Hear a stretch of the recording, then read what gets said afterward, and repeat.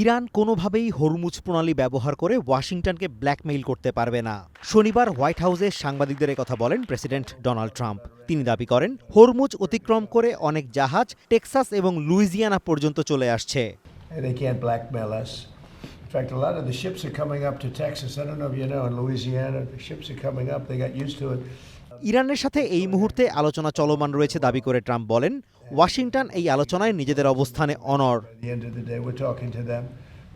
And, we're taking a tough stand. They've killed a lot of people, a lot of our people. তিনি আরও দাবি করেন, ইরানের সাথে আলোচনা খুব সুন্দরভাবেই এগোচ্ছে। We'll be talking about Iran later. We have very good conversations going on.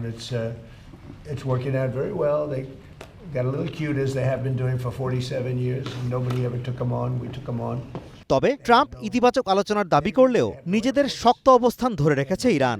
দেশটির রেভলিউশনারি গার্ড কর্পসের brigadier general Mohammad Reza Naqdi বলেছেন, শত্রুদের বেশ কয়েকটি গুরুত্বপূর্ণ অবস্থান বিগত দিনগুলোর হামলার আওতায় বাইরে রেখেছিলেন তারা। আবারও সংঘাত শুরু হলে শেষ ধাপে সেগুলো গুঁড়িয়ে দেওয়া হবে বলে ইরানের রাষ্ট্রীয় গণমাধ্যমে এক সাক্ষাৎকারে হুঁশিয়ার করেছেন তিনি।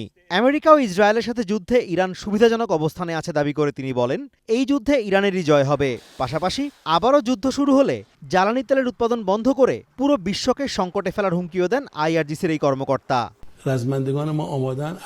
যুদ্ধের নিয়ন্ত্রণ এখন আমাদের হাতে।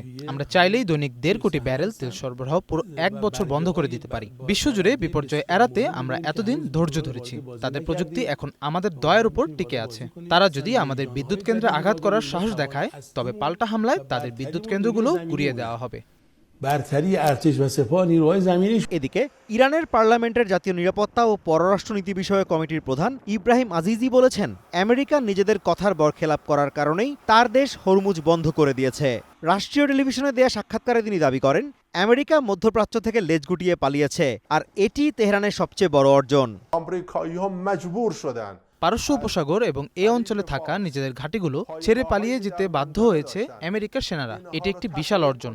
এর মানে হলো আমেরিকার দাপট এখন চূর্ণ বিচূর্ণ। বছরের পর বছর ধরে তারা এ অঞ্চলের দেশগুলোকে নিরাপত্তার প্রতিশ্রুতি দিয়ে এসেছে। নিরাপত্তার নাম করে এই অসহায় দেশগুলোর সর্বস্ব লুটে নিয়েছে তারা। অথচ শেষ পর্যন্ত তারা নিজেদের নিরাপত্তাটুকুও দিতে পারল না এবং শেষমেশ পালিয়ে যেতে বাধ্য হলো।